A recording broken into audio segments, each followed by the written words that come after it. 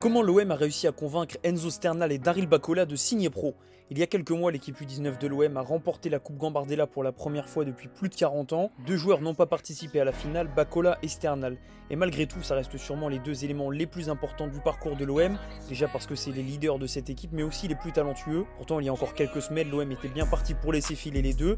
Finalement, ils ont chacun signé leur premier contrat pro. Enzo Sternal a même fait ses débuts en Ligue 1 en entrant en fin de match contre Brest. Ce retournement de situation s'explique en grande partie par l'arrivée de Roberto De Zerbi.